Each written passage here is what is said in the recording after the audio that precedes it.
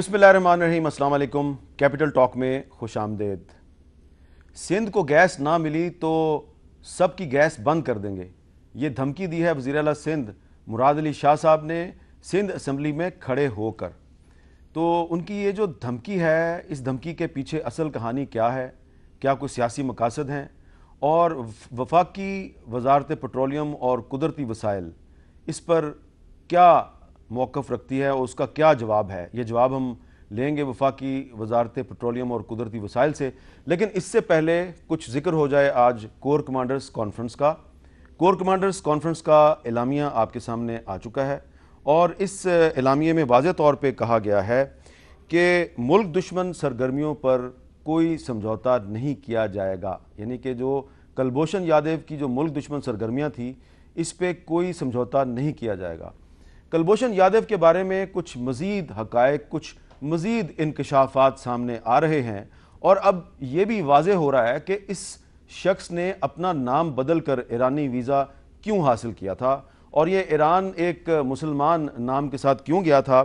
اور اعلیٰ سطحی ذرائع یہ بتا رہے ہیں کہ کلبھوشن یادیو کا تہران میں جو بھارتی سفارت خانہ تھا اس کے ساتھ رابطہ تھا، اور اس نے وہاں پر ایک بلوچ علیحدگی پسند تنظیم کے علاقاروں کے ساتھ مل کر جو تہران میں پاکستانی سفارت خانہ ہے اس پر حملے کا منصوبہ بنایا تھا۔ اور آپ یہ دیکھیے کہ یہ منصوبہ ایک ایسا شخص بنا رہا ہے جو براہ راست جس کا تعلق را کے ساتھ ہے، جس کو انڈین گورنمنٹ اون بھی کر رہی ہے کہ یہ ہماری دھرتی ماں کا بیٹا ہے۔ اور جو یہ منصوبہ تھا تہران میں پاکستانی سفارت خانے پہ حملے کا منصوبہ، اس حملے کی ذمہ داری بھی قبول کرنی تھی ایک بلوچ علیحدگی پسند تنظیم نے، اور مقصد یہ تھا کہ ایک تیر سے دو شکار کیے جائیں، یعنی کہ ایک طرف پاکستان اور ایران کے تعلقات جو ہیں ان کو خراب کروایا جائے، کشیدگی اس میں پیدا کی جائے، اور دوسری طرف وہ جو علیحدگی پسند تنظیم ہے اس کو ایک عالمی شہرت دلوائی جائے۔ لیکن اس سے پہلے کہ اس منصوبے پہ عمل درآمد ہوتا، کلبھوشن یادیو پاکستان میں گرفتار ہو گیا، اور اب یہ پتہ چلا ہے کہ اس کلبھوشن یادیو جو ہے اس کا چابہار میں اس کا عزیر بلوچ کے ساتھ بھی رابطہ تھا۔ تو اس روشنی میں، ان حقائق کی روشنی میں، اگر ہم کور کمانڈرز کانفرنس کا جو آج کا اعلامیہ ہے اس پہ غور کریں تو صاف پتہ چلتا ہے کہ کور کمانڈرز کانفرنس نے بھارت کو یہ پیغام دیا ہے کہ ایک پاکستانی فوج کا جو ریٹائرڈ افسر ہے کرنل حبیب، وہ اگر بھارتی قید میں ہے تو اس کا کوئی تبادلہ نہیں ہوگا کلبھوشن یادیو کے ساتھ، کوئی کمپرومائز نہیں ہوگا۔ یہ واضح پیغام بھارت کو دے دیا گیا ہے۔ اب ہم آتے ہیں عزیر بلوچ کی طرف، اور عزیر بلوچ کا جو اعترافی بیان ہے اس نے کچھ مزید سوالات پیدا کر دیے ہیں، کیونکہ اس میں کچھ سیاسی شخصیات کا ذکر آ رہا ہے، خاص طور پہ پیپلز پارٹی کے کچھ رہنماؤں کا ذکر آ گیا ہے۔ تو وہ جو اعترافی بیان ہے اس کی تفصیلات آپ تک آ چکی ہیں، لیکن کچھ سال پہلے 2012 میں ہم نے جب لیاری میں جا کے عزیر بلوچ سے کچھ گفتگو کی تھی تو عزیر بلوچ ایسا لگ رہا تھا کہ وہ ٹریپ کر رہا ہے پاکستان آرمی کو، اور وہ پاکستان آرمی کو کس طرح ٹریپ کر رہا تھا ذرا سنیں عزیر بلوچ نے مجھے کیا کہا تھا 2012 میں۔ کیوں پاک فوج کے حوالے نہیں کرتے ہیں کراچی شہر کو؟ کراچی کے لوگوں کی جان اور مال کی تحفظ کے لیے اگر پاک فوج نہیں آئے گا تو یہ مزید اسی طریقے سے لاشیں گرتے رہیں گے اور کراچی کے حالات۔ عزیر بلوچ صاحب مجھے یہ کہہ رہے ہیں کہ کراچی میں فوج کو بلا لو، جبکہ وفاقی حکومت کے کچھ وزیر کہتے ہیں کہ عزیر بلوچ تو بی ایل اے کے دہشت گردوں کو پناہ دیتا ہے۔ دیکھو، اگر ہم بی ایل اے کے دہشت گردوں کو پناہ دیتے تو ہم فوج کا مطالبہ نہیں کرتے تھے، ہم چیف جسٹس سے ریکویسٹ نہیں کرتے تھے، صدر پاکستان سے اپیل نہیں کرتے تھے۔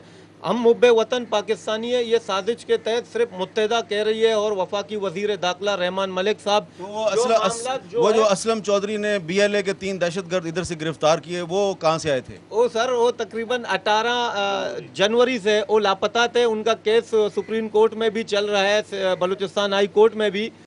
2012 میں عزیر بلوچ کے بارے میں جو کچھ بھی کہا جا رہا تھا کہ اس کا تعلق ملک دشمن طاقتوں کے ساتھ ہے، وہ اب صحیح ثابت ہو گیا، اور اسلم چودھری صاحب کا ذکر آیا۔ میں آپ کو یہ بھی بتا دوں کہ جو تحقیقات ہوئی ہیں کلبھوشن یادیو کے بارے میں، پتہ یہ چلا ہے کہ جو اسلم چودھری کے قتل کی سازش ہے اس میں بھی کلبھوشن یادیو کا کردار ہے۔ لیکن جو اعترافی بیان ہے عزیر بلوچ کا، اس میں پیپلز پارٹی کے بارے میں اس نے بہت سی باتیں کہی ہیں، لیکن 2012 میں اور 2013 میں عزیر بلوچ پیپلز پارٹی کی لیڈرشپ کے بارے میں کیا کہہ رہا تھا، ذرا یہ بھی سنیں۔ रहमान मलिक से लेकर जरदारी तक को भी शर्म आना चाहिए। जो आज पीपल्स पार्टी जरदारी का नारा लगाने वाले शहीद होके आ रहे हैं, बोरी बंद लाशें आ रहे हैं, कहाँ है जरदारी? हम पूछते हैं जरदारी से शर्म आना चाहिए जरदारी साहब को। अपने लोगों के ऊपर ऑपरेशन, अपने हुकूमत में इनसे तो मुत्तहदा लाख दर्ज चर्चा है। अपने एक कारकुन के लिए पूरा कराची को सर पे उठाता है। नफरत हो गई है, हमें पीपल्स पार्टी से नफरत करते हैं। आज से मैंने पीपल्स पार्टी छोड़ दी, मेरा कोई पीपल्स पार्टी से ताल्लुक नहीं है, मेरा आज से पीपल्स पार्टी से ताल्लुक खत्म। रेंजर्स को हम एक शर्त पे हमने कहा था कि हम गिरफ्तारी दूंगा मैं, कि उसमें इन्वेस्टिगेशन वगैरह रेंजर्स खुद करे, हमें इस हुकूमत पे भरोसा नहीं है। तो पीपल्स पार्टी छोड़ने का ऐलान भी कर दिया, पीपल्स पार्टी पे तनकीद भी की, लेकिन इसके साथ ही साथ जो उज़ैर बलोच है ये बड़ा दिलचस्प किरदार है, ख़तरनाक भी है, दिलचस्प भी है। इसकी तस्वीर जो हैं वो पीपल्स पार्टी के लीडरों के साथ भी नज़र आती हैं और कुछ दीगर पार्टियों के लीडरों के साथ भी। आप देखिए, फरियाल तालपुर साहबा के साथ इनकी तस्वीर आपको नज़र आएगी, कायम अली शाह साहब के साथ तस्वीर नज़र आएगी, कादर पटेल के साथ तस्वीर नज़र आएगी और अयाज लतीफ़ पलेजो के साथ भी ये नज़र आते हैं, डॉक्टर जुल्फ़कार मिर्ज़ा के साथ भी नज़र आते हैं, नबील गबोल के साथ भी नज़र आते हैं, नून लीग की MNA मारवी मेमन के साथ भी ये नज़र आते हैं, फिर गौस अली शाह साहब के साथ भी नज़र आते हैं, शाहिद आफरीदी के साथ भी इनकी तस्वीर मौजूद है। और बहुत ही एक अजीबो गरीब चीज़ है कि लाल मस्जिद के मौलाना अब्दुल अजीज़ साहब के साथ भी इनकी तस्वीर नज़र आती है। एक तरफ ये कहा जा रहा है कि उज़ैर बलोच का ईरानी इंटेलिजेंस के साथ ताल्लुक था और दूसरी तरफ ये लाल मस्जिद के मौलाना अब्दुल अजीज़ साहब के साथ भी हमें नज़र आते हैं। तो ये एक बहुत ही इंटरेस्टिंग और दिलचस्प किरदार है कि इन्वेस्टिगेशन हो रही है और मज़ीद हक़ाइक़ सामने आ सकते हैं। तो ये एक थोड़ा सा मैंने इब्तदाइया आपको बयान किया, इस मौजू पे अगर वक्त हुआ तो आगे चल के बात करेंगे। अब मैं अपने मेहमानों का तारुफ करवाऊंगा, वापस हम आएंगे अपने मौजू की तरफ कि सिंध के चीफ मिनिस्टर ने वफाक को धमकी दी है कि अगर सिंध को गैस ना मिली तो सब की गैस बंद कर देंगे। गुफ्तगू के लिए हमारे साथ मौजूद हैं जनाब जाम मीर कमाल खान साहब जो वज़ीर ममलकत हैं बराए पेट्रोलियम और कुदरती वसाइल। बहुत शुक्रिया जाम साहब। आप जाम ऑफ लसबेला भी हैं। उनके साथ मौजूद हैं मोहतरमा डॉक्टर नफीसा शाह साहबा, पाकिस्तान पीपल्स पार्टी के रुकन कौमी असम्बली, और जनाब डॉक्टर आरिफ अलवी साहब, पाकिस्तान तहरीक इंसाफ के रुकन कौमी असम्बली। और अच्छी बात यह है कि आपका ताल्लुक़ कराची से है और आपका ताल्लुक़ भी सिंध से है और इनका ताल्लुक़ बलोचिस्तान से है, तो हम आज काफ़ी एक फ़िक्र अंगेज़ गुफ्तगू कर सकते हैं। जाम साहब, आप वज़ीर ममलकत बराए पेट्रोलियम और कुदरती वसाइल हैं। चीफ मिनिस्टर सिंध ने खुल्लम खुला धमकी दी है कि हम गैस बंद कर देंगे अगर सिंध को गैस ना मिली। उन्होंने कहा मैं खुद जाके जो गैस के दफातर हैं उन पर कब्जा कर लूँगा। इस पर आप क्या कहेंगे? जी मीर साहब, मेरे लिए बीइंग फेडरल मिनिस्टर और एक पार्लियामेंटेरियन के हवाले से बड़ी अजीब सी ये बात थी जब मैंने भी इस न्यूज़ को सुना through the chief executive of Sindh government. अमूमन हमने सियासी हवालों से असम्बलीज़ में भी देखा है, नेशनल असम्बली में बाकायदा कल मैं ख़ुद नेशनल असम्बली में इन्हीं गैस के इश्यूज़ पे सवाल जवाब में मौजूद था और मोहतरमा बैठी हुई हैं और डॉक्टर अलवी साहब भी बैठे हुए हैं। तो वहाँ भी उन्होंने कोशिश की हर हवाले से ताकि हम अपने हवाले से जो भी बात बता सकते हैं। हम एज एग्जीक्यूटिव्स कभी इस तरह की बात नहीं कर सकते। एज पॉलिटिकल स्टेटमेंट्स हम डेफिनेटली दे सकते हैं, लेकिन बीइंग ए चीफ मिनिस्टर हो या फेडरल मिनिस्टर हो, मैं ये नहीं कम अज़ कम कह सकता है कि मैं किसी और ऐसे इदारे के हवाले से जो एक इंडिपेंडेंट गवर्निंग बॉडी के हवाले से चलती है। सुई सदर ऑफ पाकिस्तान आज सच खुद गैस प्रोड्यूस नहीं करती है। हमें पता है कि जितने भी प्रोड्यूसिंग वेल्स हैं ये डिफरेंट कंपनीज़ होती हैं और different government oil and gas policies के तहत ये इन्वेस्टमेंट करती हैं, फिर बाकायदा इनके एग्रीमेंट्स बनते हैं और ये गैस प्रोड्यूस होती है, फिर सुई सर्दन इनसे गैस ख़रीदती है और उसी ख़रीदारी के ऊपर बेस करते हुए इसी गैस का जो रेवेन्यू जनरेशन है ये फिर इन सब सूबों की तरफ आगे बढ़ता है। मैं ये एक्सपेक्ट ज़रूर कर रहा था कि चीफ मिनिस्टर साहब ज़रूर इसको जो हाईएस्ट लेवल ऑफ एक फोरम जिसे हम CCI कहते हैं उस पे ले जाएंगे, प्राइम मिनिस्टर लेवल पे ले जाएंगे, लेकिन समहाउ लेकिन चूँकि मैं इस बात को भी नरेट नहीं कर सकता कि बीइंग अ पॉलिटिकल गवर्नमेंट कभी कभी बहुत सारी ऐसी चीज़ें हैं जो शायद हम अपने न कहते हुए भी कह जाते हैं। मैं समझता हूँ इस चीज़ को एड्रेस होना चाहिए। चीफ मिनिस्टर साहब के कई रिजेंटमेंट्स डेफिनेटली इस हवाले से बड़े जेन्युइन भी होंगे, मैं ये नहीं कहता कि बिल्कुल नहीं होंगे, लेकिन हमें उसको एड्रेस एक डिफरेंट अंदाज में करना चाहिए और सॉर्ट आउट करना चाहिए और इंशाल्लाह सॉर्ट आउट होगा भी ज़रूर। چونکہ میں خود باقاعدہ کل بھی اس میں تھوڑا سا انوالو رہا, آج بھی پورے ڈپارٹمنٹ کے ساتھ انوالو رہا. اس کے اندر 3-4 قسم کے ایشوز ہیں. 2-3 بڑے particular about certain gas areas ہیں جن کی بات ہو رہی ہے, جس میں نوری آباد انڈسٹریل زون کی بات ہو رہی ہے, خیرپور انڈسٹریل زون کے حوالے سے بات ہو رہی ہے. ساتھ ساتھ پھر آرٹیکل 58 کا بڑا ریفرنس دیا جا رہا ہے, پھر آرٹیکل 172 کا بھی بڑا ریفرنس ہے. تو یہ تقریباً 3-4 ایشوز ہیں جن کو ہم نے کلب کر کے الگ الگ حل کرنا ہے. یہ سب ایک جیسے نہیں ہے. ٹھیک ہے, تو آئی ایم شیور جب ان کو حل طلب کی طرف ہم کوشش کریں گے دے ول بی سارٹیڈ آؤٹ. جی نفیسہ شاہ صاحبہ, انہوں نے بڑی ہی متانت کے ساتھ اور بڑی ہی ایک ماڈریٹ انداز میں بڑی مناسب بات نہیں کی. دیکھیں یہ میرے خیال سے یہ وفاق کو کمزور کرنے کے انہوں نے عہد کر لیا ہے کہ ہم جاتے جاتے وفاق کو کمزور کریں گے. پھر پیپلز پارٹی کے اوپر یہ آئے گا کہ ہم ایک بار پھر وفاق کو جوڑیں. دیکھیں صرف سندھ کا ایشو نہیں ہے, بہت تینوں صوبوں کو, کہیں کہیں پنجاب کو بھی گریونسز ہیں اور یہ اکٹھا نہیں کر پا رہے. یہ ہمارے پاس, میں اپنے حلقے کی بات کروں, یہ جو خیرپور اکنامک زون کی بات ہے, it is probably the most feasible. سب اس کے پلاٹس بک چکے ہیں, سب کچھ. فرسٹ یوز آف گیس ہے سندھ کے پاس, وہ ایک آئینی حق ہے. پتہ نہیں کتنے چند جو ایف سی ڈیز یا کچھ ہوتے ہیں ان کی ہمیں درکار ہے. وہ 4 سال ہو گئے ہیں, 5 سال لیکن اس علاقے میں یہ انہوں نے موریٹوریم لگایا. لیکن ڈاکٹر صاحبہ یہ کوئی طریقہ ہے کہ چیف منسٹر صوبے کا کہہ رہا ہے کہ میں گیس بند کر دوں گا؟ وہ ایک انہوں نے ایک پولیٹیکل پوسچرنگ کی ہے. میرا ہرگز نہیں, پیپلز پارٹی وفاقی پارٹی ہے.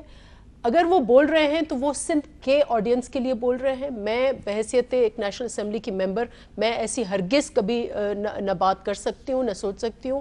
لیکن انہوں نے ایک پولیٹیکل پوسچرنگ کی ہے کیونکہ وہ فرسٹریٹڈ ہے. میں نے اپنے حلقے, یہ میرا حلقے کی بات ہے, جنہوں نے یہ کسی نہ بجلی کے اوپر, یہ بجلی کی منسٹری ان کی کم لگتی ہے.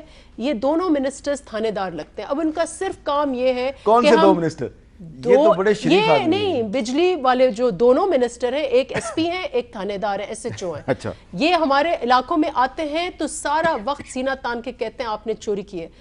کہیں بھی سندھ میں یہ ہے کہ اگر ایک بندے نے چوری کی ہے, پورے کے پورے گاؤں کاٹ لیں گے. یہ جو FCR والا قانون ہے نا, یہ FCR والا قانون یہ اڈاپٹ کر لیں. سندھ میں بجلی بند, پانی بند, گیس بند. خیبر پختونخوا میں گیس بند, بجلی بند. پنجاب میں گیس بند اور پانی بھی ہے یا نہیں ہے. مطلب انہوں نے بلوچستان کا ذکر نہیں کیا آپ نے. اور بلوچستان میں تو کچھ بھی نہیں ہے. جن کا تعلق بلوچستان سے ہے. تو پورے بلوچستان کا, ان سے پوچھیں بجٹ جو ہے وہ ایک میٹرو کا بجٹ ہے. یہ تو انہوں نے کیا نہیں کہ 60 ارب سے زیادہ کچھ جو بجٹ لے سکیں, تو ان کے تو بالکل ہی حال جو ہے. لیکن یہ وفاق کو کمزور کر رہے. چلیں ٹھیک ہے, آپ کے پاس چلیں اسکیسٹی ہے. جب اسکیسٹی ہو تو ایک لیڈر کا کام ہے کہ سب بھائیوں کو بٹھائے اور ایکسپلین کرے کہ بھئی اب میری حالت یہ ہے, میرے پاس یہ اویلیبل ہے, اب آپ بتائیں کہ ہم ڈسٹریبیوشن کیسے کریں. ٹھیک ہے, آپ ہر چیز میں یہ کسی چیز کا جواب نہیں دیتے اور پھر فرسٹریشن یہ ہو جاتی ہے کہ پھر اس قسم کے بیانات جو ہیں وہ آنا شروع ہو جاتے ہیں. دس از ویری ڈینجرس. یہ پلیز ہوش کے ناخن لیں. اور مسنگ پرسنس 3 دن سے لگاتار پیپلز پارٹی چیخ رہی ہے, تو ان کے جو وزیر ہیں انٹیریئر منسٹر, وہ تو خود مسنگ پرسن بنے ہوئے. مطلب وہ جب ان کی ضرورت, کہیں دھماکہ ہوتا ہے مسنگ پرسن ہو جاتے ہیں, پارلیمنٹ پروٹیسٹ کرتی ہے مسنگ پرسن ہو جاتے ہیں. پھر ایمرج کہاں ہوتے ہیں؟ پنجاب اسمبلی, پنجاب ہاؤس ہے, وہاں ایک چھوٹی سی کمرے میں بیٹھ کر اور میڈیا کے ساتھ وہ گفتگو کرنا شروع کر دیتے ہیں. ڈاکٹر عارف الوی صاحب, آپ بھی آج قومی اسمبلی میں موجود تھے. یہ جو سندھ اور وفاق کے درمیان جو گیس کے مسئلے پہ تنازع ہے, اس پہ آپ کا کیا موقف ہے؟ جناب علی, میں آپ سے 2-3 باتیں کہنا چاہتا ہوں اس گیس کے حوالے سے پہلے, اور پھر حکومت وفاق کر کیا رہا ہے یہ بھی بہت ضروری ہے. اس کے ساتھ ساتھ آپ اس کو سمجھیں. گیس انفراسٹرکچر ڈیولپمنٹ سیس لگا, پاکستان تحریک انصاف نے مخالفت کی اور یہ کہا کہ دیکھو ڈیولپمنٹ سیس لگ رہا ہے پائپ لائنز بنانے کے لیے, 70% یہ سیس لگے گا سندھ کے اوپر. 70% گیس ہے, 70% لگے گا. پر پائپ لائن بن رہی ہے دوسرے صوبوں کے لیے, تو یہ ایک اریٹنٹ ہے جس کو اس طرح سے ہینڈل نہیں کرو. لہٰذا ہم نے اس کو اپوز کیا. پیپلز پارٹی نے ہمارے ساتھ تقریریں ضرور کی مگر یہ مان گئے, انہوں نے اس کے حق میں ووٹ دیا. پہلا نقصان وہاں سے ہوا. دوسرے میں آپ سے یہ کہتا ہوں کہ گیس کے حوالے سے اور ایٹ دا سیم ٹائم کیا ہو رہا ہے, 71 اسکیمز کا پرائم منسٹر صاحب نے اعلان کیا. 37 ارب روپے خرچ ہو رہے ہیں پنجاب کے اندر اپنے ایم این ایز کے لیے, وہ ڈیولپمنٹ سکیمز کا اعلان کیا. اور سندھ کیا محسوس کر رہا ہے؟ اریٹنٹ دیکھو نا, سندھ کو پوری گیس ہی نہیں مل رہی جو خود وہ پروڈیوس کر رہا ہے. اریٹیشن کی بات بتا رہا ہوں آپ کو, اور وہ بھی اپنے ایم این ایز کو دیا. اچھا دوسرے یہ کہ میں سمجھتا ہوں کہ یہ انڈرسٹوڈ رائٹ ہے آئین کے اندر پانی کے اعتبار سے یا باقی چیزوں کے اعتبار سے کہ فرسٹ رائٹ آف یوزیج جو ہے وہ صوبے کو ہونا چاہیے. ایک مورالٹی بھی ہے اور ایک آئینی اعتبار سے بھی اس کو فالو کرنا چاہیے. مگر جو گیس پروڈیوس کر رہا ہے 70% اس کے ہاں جناب گیس اس کے ہاں شارٹیج ہے. بلوچستان کا آئین کے اندر جو جب قوانین تھے یا نہیں تھے میں نہیں جانتا ہوں, مگر بلوچستان کو بہت بڑا اعتراض یہ تھا کہ گیس ہمارے ایسے نکلتی ہے, کوئٹہ میں گیس ہی نہیں ہے, حالانکہ اٹ واز ویری ایکسپینسو, مگر جذبات اسی سے مجروح ہوتے ہیں. اس کے ساتھ ساتھ میں آپ سے یہ کہوں کہ وفاق کر کیا رہا ہے. وفاق آئیڈینٹی کارڈ کے معاملے میں ایسا ریزسٹنس ہے, یعنی آپ کو تعجب ہوگا سن کر کہ میری کزن جو انڈیا سے 53 یا 54 میں آئی ہے, اس کے متعلق اس کو کہا جا رہا ہے کہ تم برتھ سرٹیفکیٹ لاؤ اور یہ ڈاکومنٹس لاؤ. شرم نہیں آتی ان لوگوں کو یار؟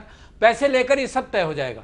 جو پختون بھائی ہیں ان کے لیے کراچی میں, اور یہ پروٹیسٹ ہو رہا ہے سندھ یہ نیشنل اسمبلی کے باہر, یہ وہی تکلیف ہے جو کم سے کم 1.5 سال سے میں ریز کر رہا ہوں منسٹری آف انٹیریئر کی کمیٹی میں. وعدے کرتے ہیں کہ اس کو ایسے ہینڈل کریں گے, اس کو ایسے ہینڈل کریں گے, اور معاملہ اتنی پیک تک جا رہا ہے. ایک آئیڈینٹی کارڈ کا ایشو.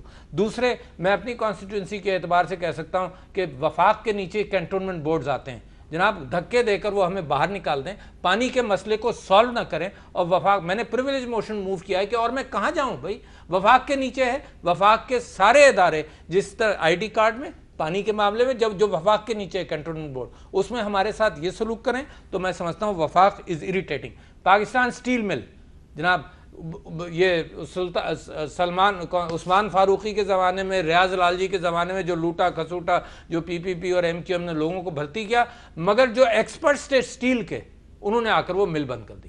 یعنی چلتی ہوئی پاکستان پیپلز پارٹی نے دی تھی, انہوں نے آ کر اس کو بند, جو ایکسپرٹس ہیں جو دنیا بھر میں سٹیل ملیں لگا رہے ہیں, اور جناب قطر میں وہ جدہ میں بھی لگائی اور العزیزیہ کے نام سے سعودی عرب میں لگائی, وہ سٹیل مل بند ہو گئی.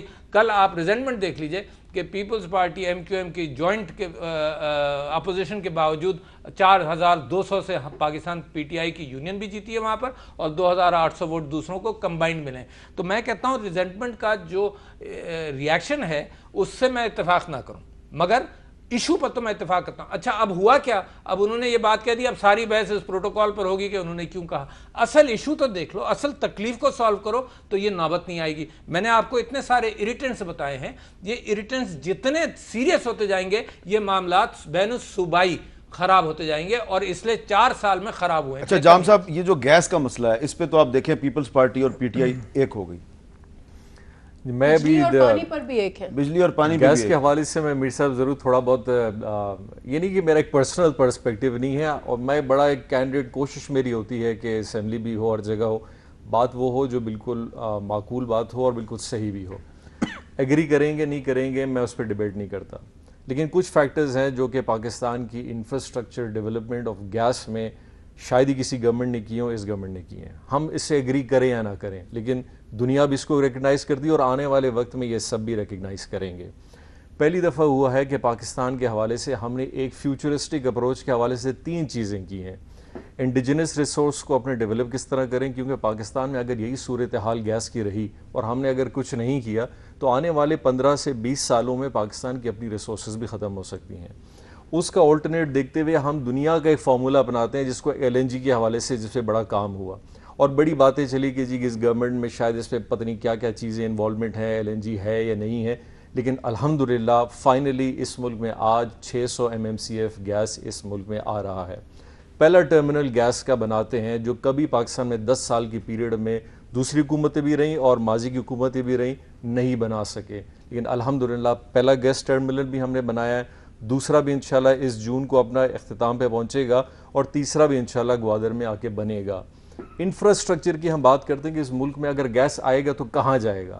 ہمارے پاس کبھی انفراسٹرکچر ہی گیس کا نہیں بنا. پہلی دفعہ augmentation of gas infrastructure 42 inch line from Karachi all the way Lahore, اور اسی نے آگے ملک میں ہر جگہ ڈسٹریبیوٹ بھی ہو رہا ہے, سندھ میں بھی ہونا ہے, پنجاب میں بھی ہونا ہے, بلوچستان میں بھی ہونا ہے. آج دوپہر کو مراد علی شاہ صاحب نے اسمبلی میں تقریر کی, اس کے بعد سے ان کے ساتھ آپ کی منسٹری نے کوئی رابطہ کیا ہے؟ جی سیکٹری پیٹرولیم آج باقاعدہ کوئٹہ کراچی میں موجود ہیں. چیئرمین جو ہمارے ایس ایس جی سی کے ہیں ان کی باقاعدہ انٹریکشن اسی حوالے سے رہی ہے and we are trying to bring that issue also. تو ministry of petroleum and natural resources کا اس وقت سندھ گورنمنٹ کے ساتھ رابطہ ہو چکا ہے؟ جی سیکٹری پیٹرولیم کا بالکل اپنے لحاظ سے ہو چکا ہے, بلکہ سندھ گورنمنٹ کے ساتھ ہم منسٹر کدھر غائب ہے؟ جی منسٹر صاحب میں آپ بتاؤں کہ officially he is away from Pakistan at the moment. I am also representing him as in the National Assembly as being part of the Federation also. اور میں چونکہ مراد علی شاہ صاحب and I think so مراد علی شاہ صاحب is a very reasonable person to understand it. وہ بلکہ انہوں نے خود بات کہہ دی کہ کبھی کبھی سیاسی حوالے سے کچھ باتیں بولنی بھی پڑ جاتی ہیں, لیکن ان کے جیسا ایک آدمی جو کہ فائنانس میں منسٹر بھی رہ چکا اور ابھی چیف منسٹر بھی ہے اور ایکنک کا ممبر بھی رہ چکا اور الحمدللہ CCI میں بھی وہ ممبر ہیں, he will understand it. یہ جو 2 اسکیمز کی باتیں ہیں یہ بھی انشاءاللہ دور ہو جائیں گی. اس میں صرف ہماری کچھ ریکوائرمنٹس ہیں جو کہ خیرپور کے حوالے سے ہوں یا نوری آباد گیس پلانٹ کے حوالے سے ہوں, جن کو جو کمپنیز دیکھیں end of the day it's a sale agreement in between a company and a power generation company. یہ یعنی کہ جام کمال اور شاہد خاقان عباسی اور آپ کے ساتھ ڈاکٹر صاحب کے ساتھ یہ ایگریمنٹ نہیں ہوگا, یہ حکومتوں کے ایگریمنٹس ہوتے ہیں, ان کی ریکوائرمنٹس سب نے پوری کرنی ہوتی ہیں. ایز سون ایز یہ ریکوائرمنٹس پوری ہوتی ہیں, نہ صرف سندھ بلکہ بلوچستان کی بات کی بلکہ ہر جگہ ان انفراسٹرکچر کو ہم نے بڑھایا بھی ہے اور انشاءاللہ آگے بڑھائیں گے بھی. جی ایک ہم وقفہ لیتے ہیں جی اور وقفے کے بعد ہماری گفتگو جاری رہے گی.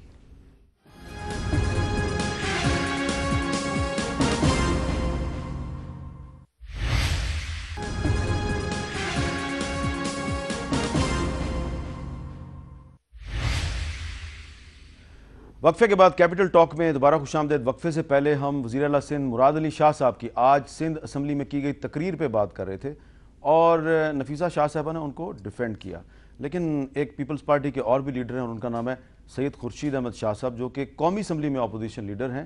کل انہوں نے قومی اسمبلی میں کچھ باتیں کیں اور ان میں سے کچھ ان کے جو ریمارکس تھے وہ نفیسہ شاہ صاحبہ کے بارے میں تھے. اب میں ان سے بہت ہی عزت اور احترام کے ساتھ ود ڈیو اپالوجی پوچھنا چاہتا ہوں نفیسہ شاہ صاحبہ, جو کل خورشید شاہ صاحب نے آپ کے بارے میں کہا اور جو ان کا رویہ تھا, کیا آپ اس کو ڈیفینڈ کریں گی؟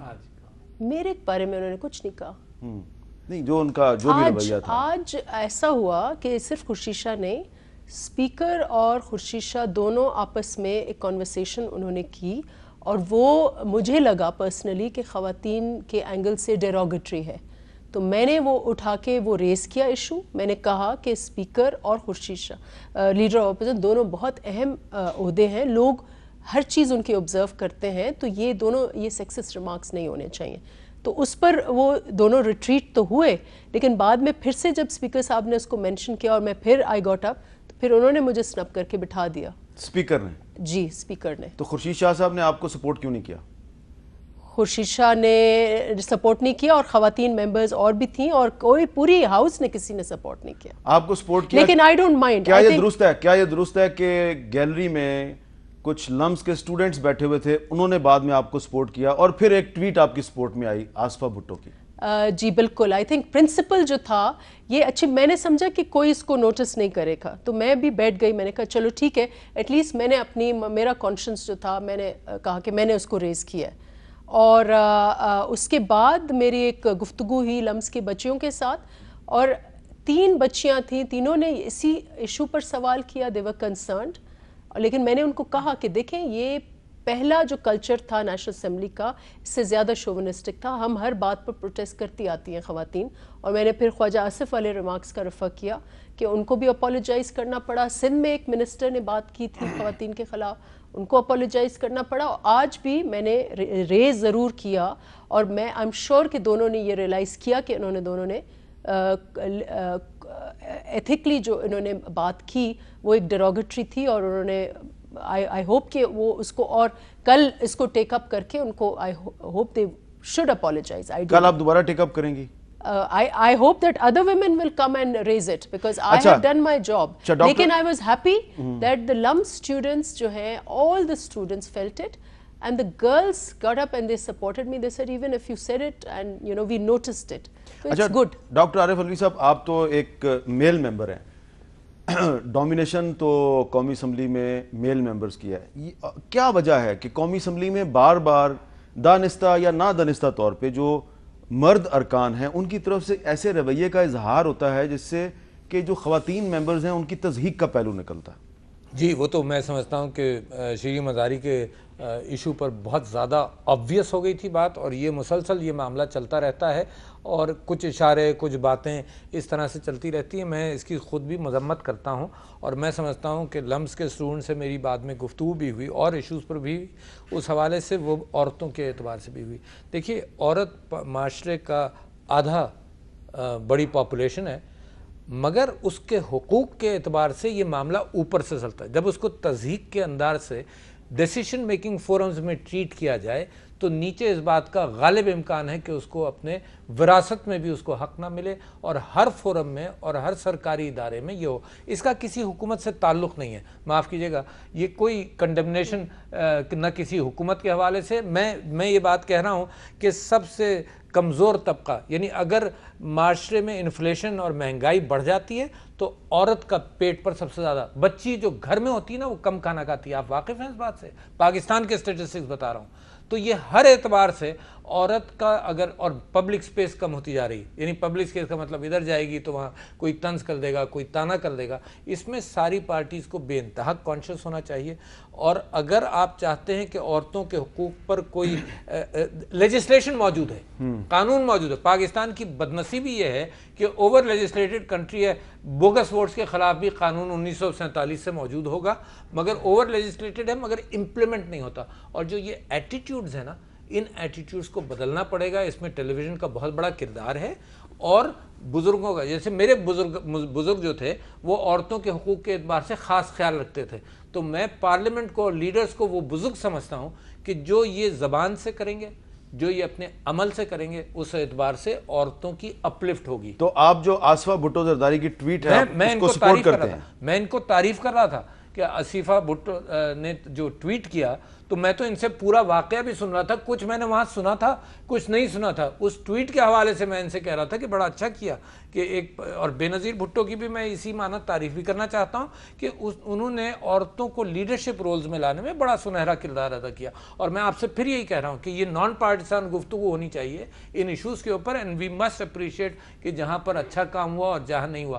آپ یہ دیکھیے کہ سوسائڈز ہوتی ہیں، اور آپ یہ دیکھیے کہ نفسیاتی اعتبار سے بھی بہت کچھ ہوتا ہے. عورت کو جلا دیا جاتا ہے، عورت کے ساتھ پتہ نہیں کیا کیا کارروائی ہوتی ہیں. یہ بچیاں سڑک پر بھیک مانگ رہی ہوتی ہیں. ان کا کیا فیوچر ہوگا، کیا ان کی سیکیورٹی ہوگی؟ مجھے تو ہر وقت یہ دل میرا دہلتا رہتا ہے کہ معاشرے کو چینج ہونا چاہیے ٹو اپہولڈ دیئر رائٹس. اچھا جام صاحب، یہ ذرا موضوع سے ذرا میں ہٹ گیا ہوں کیونکہ نفیسہ شاہ صاحبہ موجود تھیں. آپ یہ ایگری کریں گے کہ قومی اسمبلی میں اور سینٹ میں جو مرد ارکان ہیں وہ اگر ہاؤس میں خواتین کی عزت کریں گے تو معاشرے میں بھی مرد عورت کی عزت کریں گے؟ بڑی میر صاحب بڑا امپورٹنٹ سبجیکٹ ہے. چونکہ ہم پارلیمنٹ کو بہت ہائی اسٹیم ادارہ سمجھتے ہیں، ہے بھی، جہاں پہ لوگ ہمیں ایک رول ماڈل کی حیثیت سے دیکھنا بھی چاہتے ہیں اور بننا بھی لوگ آگے چاہتے ہیں. اور اگر ایسے اداروں سے ایسی نیوزز یا ایسی چیزیں سامنے آئیں گی تو یہ لوگوں پہ بڑا اس کا نیگیٹو امپیکٹ پڑتا ہے. ویسے تو آپ دیکھیں اپنے معاشرے میں جب بھی کوئی سینسیٹائز ایشو آتا ہے تو ہم خواتین کو لے کے ان ایشوز کو ریز تو بڑا کرتے ہیں، لیکن ہم نے بڑے اسپیسیفک چند ٹاپکس رکھے ہوئے ہیں کہ یہ ٹاپکس خواتین کے حوالے سے آئیں گے تو ہم ان پہ بڑی باتیں بھی کریں گے. لیکن معاشرے کے اندر ایک بہت بڑی لسٹ ہے ایسی چیزوں کی جہاں خواتین ان چیزوں سے گو تھرو کرتی ہیں، ان پہ کوئی بات نہیں کرتا. تو I think so as a whole ہم نے اس کو پک اپ کرنا ہے، یعنی کہ چاہے وہ ہمارے معاشرے میں ہو، ہماری سیاست میں ہو، ہمارے سکولز میں ہو، ہمارا دین کے حوالے سے ہو، ان کے حقوق کے بارے میں ہو، یا کسی بھی پہلو کے حوالے سے ہو. ہم نے ایک تو بڑے عزت سے دیکھنا ہے کیونکہ ہم خود اس سے منسلک ہیں. میں اپنے گھر میں ایک بیٹا بھی ہوں، ایک ہسبینڈ بھی ہوں، ایک بھائی بھی ہوں. اس حوالے سے تو مجھے بھی سوچنا ہے کہ میں جو یہ بات کر رہا ہوں تو میں کیا ریفلیکٹ کر رہا ہوں. تو آئی تھنک سو اٹس، شاید ابھی میڈیا کے حوالے سے یہ چیزیں تھوڑی بہت آگے آ جاتی ہیں وچ از ویری گڈ، لیکن سوشلی ہماری کلچر میں ہماری سوسائٹی نے ان چیزوں کو، ایک چیز میں اپریشیٹ کرنا چاہتا ہوں، بلوچستان اسمبلی کی اسپیکر ایک خاتون ہے، سندھ کی ڈیپٹی اسپیکر ایک خاتون. نہیں، میں جو کہنا میری آپ سٹیٹمنٹ پر ہی کمپلیٹ ہو جائیں، بعد میں ڈس ایگری کریں. جو بلوچستان اسمبلی کی خاتون سپیکر ہیں تمام مرد ارکان ان کی بہت رسپیکٹ کرتے ہیں. اس پہ بلوچستان اسمبلی کے تمام ارکان جو ہیں وہ مبارکباد کے مستحق ہیں, ان کا میں شکریہ ادا کرتا ہوں. لیکن آپ کی جو ڈپٹی سپیکر ہیں ان کے لیے تمام سندھ اسمبلی کے ارکان کا رویہ, ایون بہت سی جو خواتین ممبرز ہیں وہ بھی ان کی رسپیکٹ نہیں کرتی. لیکن اس معاملے پہ, اس ایشو پہ آپ کا اتفاق ہے, یہ ایک بڑی اچھی بات ہے. ایک اور بھی ایشو ہے جس پہ کہ ہماری پارلیمنٹ کے اندر مختلف جو پولیٹیکل پارٹیز کے ممبرز ہیں ایک دوسرے کے ساتھ سیاسی اختلافات کے باوجود آج ایسا لگتا ہے کہ ایک اور معاملہ ہے اس پہ ان کا اتفاق ہے. وہ کون سا معاملہ, اس پہ بات کریں گے وقفے کے بعد.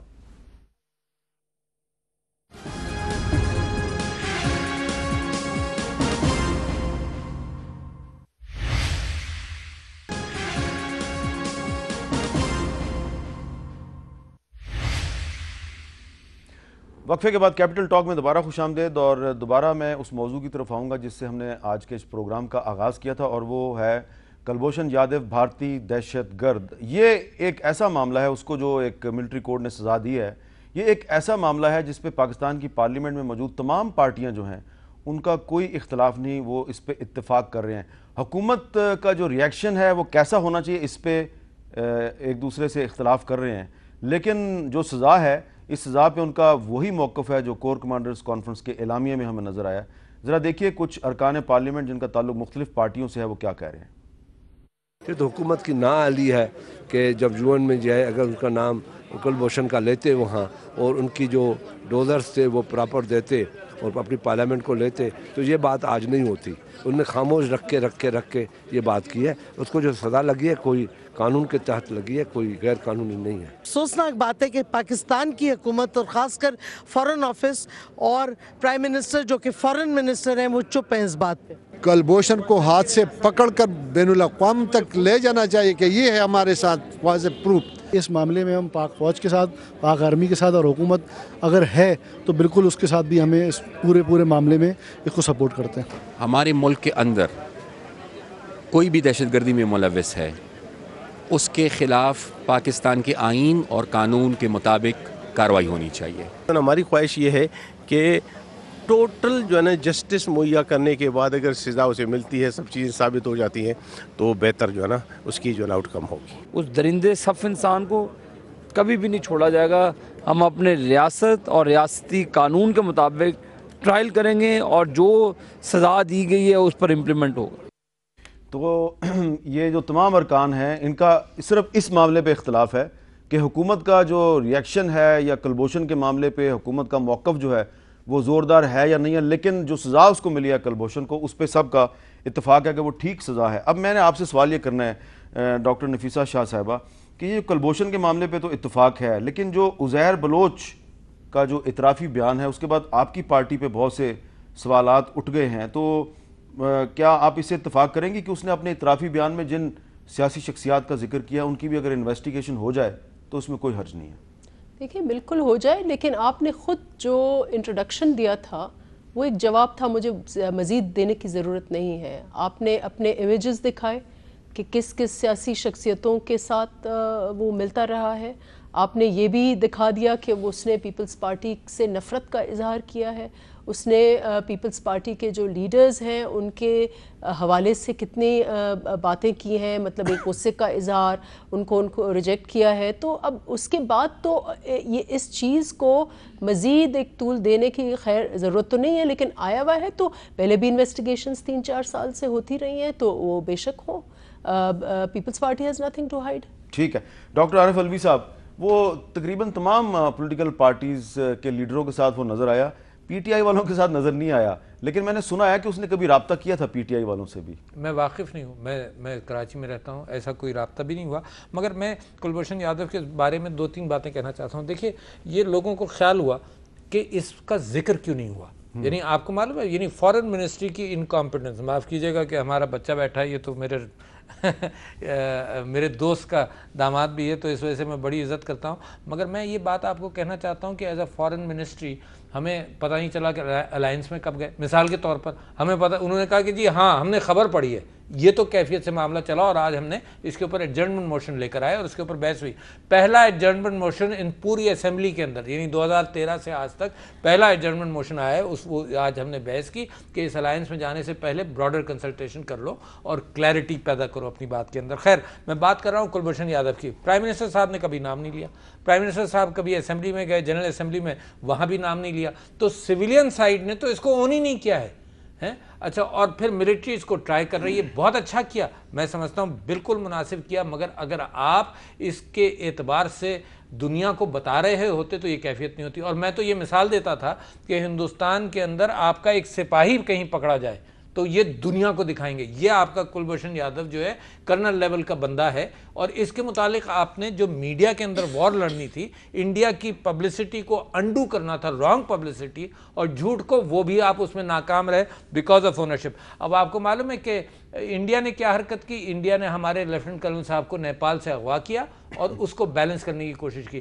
آپ کو یہ بھی یاد دلا دوں کہ ایک پلین ہائی جیک ہوا تھا بھٹو صاحب کے زمانے میں, نہیں گنگا, یہ ہائی جیک ہوا تھا وار سے پہلے, گنگا ہے اس کا ہاشم قریشی اور اشرف قریشی نے اغوا کیا تھا. جی ہاں, اس کا جناب ٹرائل ہوا پبلک کورٹ کے اندر.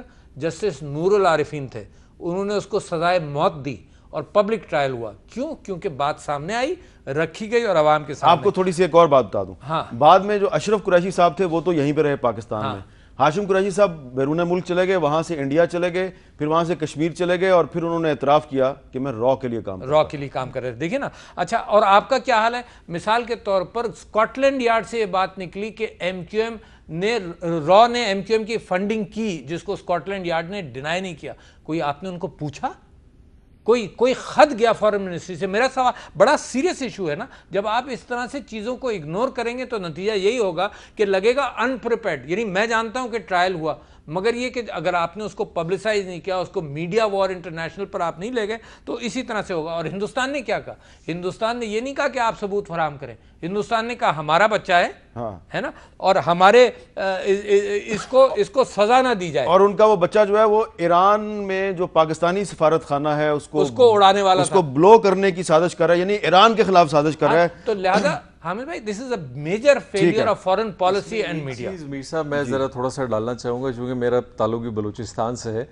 دیکھیں, ایک چیز تو بڑی کلیئر اس حوالے سے ہوئی ہے کہ بلوچستان کے ایشو کو شاید اتنا بہت سارے لوگ سمجھتے نہیں ہیں, لیکن آج جب یہ چیزیں اون بھی ہو چکی ہیں اور اس سے ابھی لنکس نکلتے جا رہے ہیں, جیسے عزیر بلوچ کا نکلا, کلبھوشن کا نکلا, بلوچستان کے اندر ایسی کئی سٹوریز ہیں جن کو اب ٹائم یہ ابھی سامنے آئیں گی خود, اور ہمیں بڑا سینسیٹائز ہو کے چیزوں کو دیکھنا پڑے گا اور انشاءاللہ یہ حل طلب ہے. دیکھیں, کراچی بہت بڑا مین فیکٹر ایک بنا, بلوچستان بنا ہوا ہے, اور شاید آنے والے وقتوں میں اور بھی نئی چیزیں ہم شاید انکشافات دیکھیں گے جو ہوتا آئے گا.